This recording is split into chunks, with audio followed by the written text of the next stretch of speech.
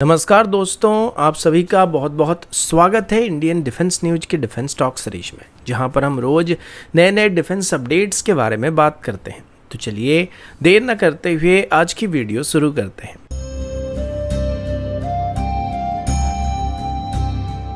आज की पहली अपडेट इंडियन एयरफोर्स की तरफ से है। ऑपरेशन सिंदूर के बाद इंडियन एयरफोर्स की तरफ से अभी एयर लॉन्च्ड क्रूज मिसाइल यानी ALCM की स्टॉक को अर्जेंटली एक्सपेंड करने का डिमांड किया गया है।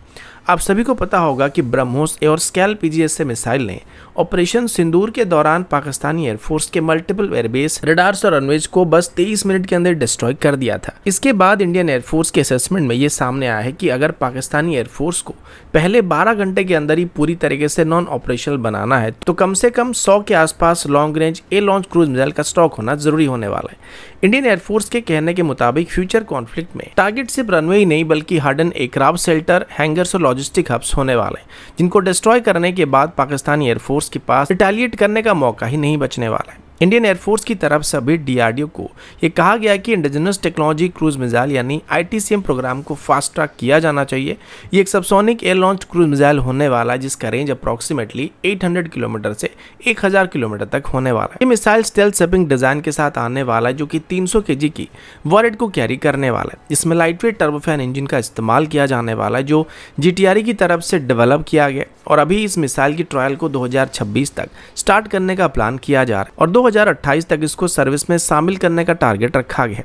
इसके अलावा इंडियन एयरफोर्स की तरफ से भी ब्रह्मोस मिसाइल की स्टॉकपाइल को भी इंक्रीज करने का प्लान किया जा रहा है। ऑपरेशन सिंदूर के दौरान इंडियन एयरफोर्स की तरफ से बस 12 ब्रह्मोस मिसाइल का इस्तेमाल किया गया था जिसमें पाकिस्तान की 11 एयरबेस और रनवे को डिस्ट्रॉय कर दिया गया था। तो अभी एडिशनल 110 के आसपास ब्रह्मोस ए लॉन्च वेरिएंट को एक्वायर करने का प्लान किया जा रहा है, जिसके बाद इंडियन एयरफोर्स की नज़र HAL की कैट सेंटर मिसाइल पर होने वाले जो कि स्कैल्प मिसाइल की तरह एक स्टेल्थ क्रूज मिसाइल होने वाला है और लगभग 300 किलोमीटर से लेके 400 किलोमीटर के आसपास स्ट्राइक करने में सक्षम होने वाला। और अंत में अभी कुछ प्राइवेट सेक्टर कंपनी की तरफ से भी 300 किलोमीटर के आसपास स्ट्राइक करने वाले एयर लॉन्च्ड क्रूज मिसाइल को डेवलप करने की कोशिश कर रहे हैं, जिनको इंडियन एयरफोर्स की तरफ से इवैल्यूएट किया जा रहा है। अगला अपडेट इंडियन आर्मी का नया टैंक डिस्ट्रॉयर कॉन्सेप्ट की तरफ से है। सोर्सेज के मुताबिक इंडियन आर्मी की तरफ से भी एक नया व्हील्ड टैंक डिस्ट्रॉयर प्लेटफॉर्म को डेवलप करने का प्लानिंग किया जा रहा है जो कि किसी इंडिजिनस चेसिस पर बेस्ड होने वाला है और एक ही व्हीकल एक बार में 12 से 16 vertically launched anti tank guided missile को कैरी करने में सक्षम होने वाला है।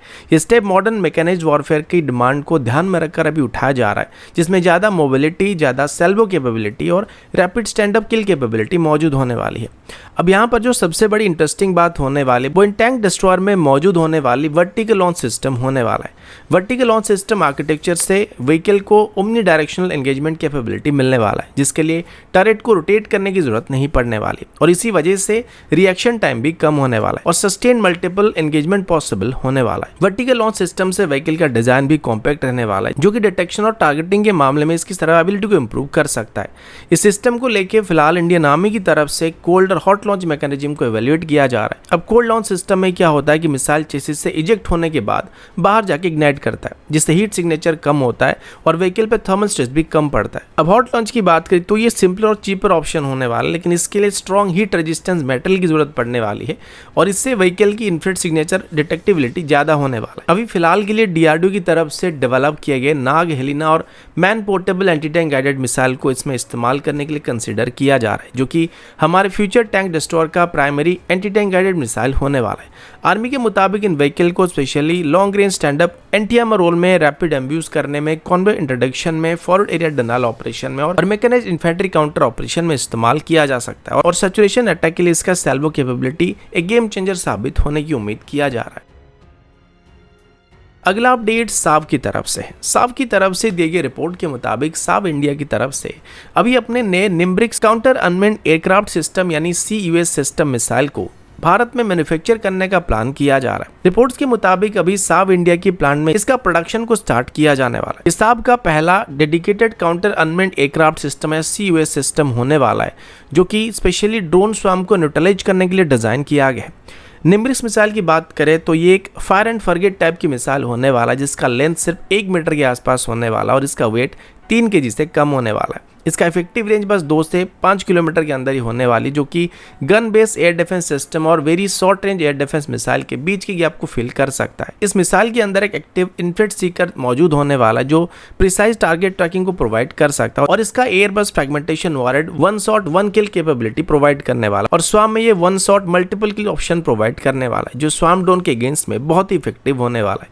साब के मुताबिक निम्ब्रिस को मल्टीपल तरीके से डिप्लॉय किया जा सकता है। इन्फेंट्री के लिए ट्राइपॉड पर इसको माउंट किया जा सकता है, 4x4 व्हीकल में माउंटेड लॉन्चर में इसको इंटीग्रेट किया जा सकता है। इसके अलावा रिमोट वेपन स्टेशन में जिसमें 12 से लेकर 15 मिसाइल को लोड किया जा सकता है, और इवन नेवल वेसल पर भी इसको डिप्लॉय किया जा सकता है। इस मिसाइल का डेवलपमेंट 2024 में ही स्टार्ट किया गया था, और अब तक इसकी 5 सफल फायरिंग को किया जा चुका है। साब की तरफ से पहले भी कहा गया था कि इसकी फर्स्ट डिलीवरी 2026 तक स्टार्ट किया जा सकता है, और अभी भारत में इनको मैन्युफैक्चर करने की वजह से इसकी कॉस्ट और अवेलेबिलिटी दोनों इंप्रूव होने की उम्मीद किया जा रहा है। साब की तरफ से अभी हाईलाइट किया गया है कि इन सिस्टम के लिए लो कॉस्ट मैन्युफैक्चरिंग बहुत ही ज्यादा जरूरी होने वाला है, क्योंकि ड्रोन स्वार्म के खिलाफ एक ही एंगेजमेंट के लिए कई मिसाइल की जरूरत पड़ सकती है, और अगर मिसाइल ही महंगे रहने वाले हैं तो कॉस्ट के हिसाब से हम दुश्मन को मैच नहीं कर सकते हैं। ऑपरेशन सिंदूर में जो ड्रोन थ्रेट सामने आए थे उसके बाद भारत के लिए सीयूएस सिस्टम बहुत ही क्रूशियल हो गए थे, और साहब का कहना है कि निम्ब्रिस जैसे सिस्टम अभी इंडियन आर्म फोर्सेस को एक कॉस्ट इफेक्टिव और स्केलेबल ऑप्शन प्रोवाइड कर सकता है, जिसे फॉरवर्ड बेस, लॉजिस्टिक हब या फिर बॉर्डर एरिया पर ड्रोन अटैक को इफेक्टिवली टैकल करने के लिए इस्तेमाल किया जा सकता है। कुल मिलाकर अगर इंडियन आर्मी, इंडियन एयरफोर्स और इंडियन नेवी से अडॉप्ट करता है तो ये भारत का लेयर्ड एयर डिफेंस आर्किटेक्चर का एक और इंपॉर्टेंट पार्ट बन सकता है। अगला अपडेट इंडियन आर्मी की तरफ से है। ऑपरेशन सिंदूर के दौरान जो ड्रोन और प्रिसिशन मुनिशन का हैवी इस्तेमाल किया गया था, उसके बाद इंडियन आर्मी की तरफ से ARD यानी armament research and development establishment की तरफ से डेवलप किए गए एक नई Gatling auto cannon system interest दिखाया जा रहा है। ये बेसिकली एक land based close in weapon system होने वाला है, जो कि ग्राउंड फोर्स के लिए एक टर्मिनल डिफेंस प्रोवाइड करने वाला है। ये सिस्टम ड्रोन, लो फ्लाइंग क्रूज मिसाइल और प्रिसिशन गाइडेड मुनिशन के खिलाफ एक लास्ट लाइन ऑफ डिफेंस होने वाला है। सोर्सेज के मुताबिक आर्मी की तरफ से इस प्रोजेक्ट को ग्रीन लाइट को दे दिया गया और इसका डेवलपमेंट ऑफिशियली स्टार्ट कर दिया गया। ये एक मल्टी बैरल रोटरी कैनन होने वाला है, जो कि 20 mm से लेकर 30 mm स्टैंडर्ड की राउंड को फायर कर सकता है, जो कि 1 मिनट के अंदर 3000 से लेकर 4500 राउंड को फायर करने में सक्षम होने वाला है। इस सिस्टम में रडार और इलेक्ट्रो ऑप्टिकल सिस्टम इनबिल्ट मौजूद होने वाले, जो कि 360 डिग्री कवरेज को प्रोवाइड करने वाला है, और AI based fire control system से ये ऑटोमेटिकली इनकमिंग थ्रेट को ट्रैक और न्यूट्रलाइज करने में सक्षम होने वाला है। खास बात यह कि unlike naval close in weapon system, ये सिस्टम लैंड ऑपरेशन के लिए डिजाइन किया गया है, मतलब इसको एक ट्रक माउंटेड प्लेटफॉर्म के तौर पर डिप्लॉय किया जाने वाला है, ताकि शूट एंड शूट टैक्टिक को फॉलो किया जा सकेगा। ये इस सिस्टम को उसे forward airbase, line of actual control पर डिप्लॉयमेंट और इवन लिटरल जोन में छोटे फास्ट बोट के खिलाफ इफेक्टिव बनाने वाला है। ARD की तरफ से मिड 2026 तक इसका प्रोटोटाइप तैयार करने का प्लान किया जा रहा है, और आर्मी एयर डिफेंस कोर के साथ मिलकर इसका ट्रायल को कंडक्ट करने का प्लान किया गया है। इस प्रोजेक्ट का बजट 500 करोड़ से लेकर 800 करोड़ के बीच एस्टिमेट किया जा रहा है, और इसमें 100% तक इंडिजिनस सिस्टम का इस्तेमाल करने का प्लान किया गया है। अगला अपडेट DRDO की तरफ से। DRDO की तरफ से रिसेंटली एक RFI यानी रिक्वेस्ट फॉर इन्फॉर्मेशन को इशू किया गया, जिसमें एक लिक्विड फ्यूल रैमजेट इंजन को डेवलप करने के लिए एक डेवलपमेंट और प्रोडक्शन पार्टनर की तलाश किया जा रहा है। ये एक नेक्स्ट जनरेशन स्टैंडर्ड की प्रोपल्सन सिस्टम होने वाला है, जो भारत की अपकमिंग सुपरसोनिक क्रूज मिसाइल को पावर करने वाला है। ट्रेडिशनल सॉलिड फ्यूल इंजन के कंपैरिजन में liquid fuel ramjet engine liquid fuel का इस्तेमाल करता है, जिसमें मिसाइल को ज़्यादा एफिशिएंसी, लंबी रेंज और सस्टेन सुपरसोनिक स्पीड मिल सकता है। ये हाई थ्रेट एनवायरनमेंट में प्रिसिशन और एंड्योरेंस के लिए बहुत ही क्रिटिकल होने वाला है। ये इंजन स्टार यानी सुपरसोनिक टारगेट सिस्टम में भी इस्तेमाल किया जाने वाला है, जो अभी एयर डिफेंस टेस्टिंग के लिए डिप्लॉय किया जाने वाला है। साथ ही इसको अभी फ्यूचर में इंडिजिनस सुपरसोनिक क्रूज मिसाइल में भी इंटीग्रेट करने का प्लान बनाया जा रहा है। मतलब अभी एक ही टेक्नोलॉजी को टेस्टिंग और कॉम्बैट दोनों ही रोल में इस्तेमाल किया जाने वाला है। अब बात करें इसकी पार्टनरशिप मॉडल की, तो इसे अभी जिस डेवलपमेंट कम प्रोडक्शन पार्टनर के मॉडल के अंदर डेवलप किया जाने वाला है, इसमें प्राइवेट कंपनीज को भी इन्वॉल्व किया जाने वाला है, जो रिसर्च एंड डेवलपमेंट के साथ साथ लार्ज स्केल प्रोडक्शन को हैंडल करने वाला है। अभी इसमें कुछ बड़े इंडस्ट्रियल पार्टनर के नाम भी डिस्कस किए जा रहे हैं, जिसमें Bharat Dynamic Limited missile integration में हेल्प कर सकता है, Bharat Electronic Limited avionics support को प्रोवाइड कर सकता है, Adani Defence and Aerospace manufacturing capability दे सकता है, और L&T यहाँ पे लार्ज स्केल इंजीनियरिंग मॉडल को हैंडल करने वाला है। तो दोस्तों अभी के लिए इतना ही, मिलता हूँ आपसे अगले वीडियो में, तब तक के लिए जय हिंद, वंदे मातरम।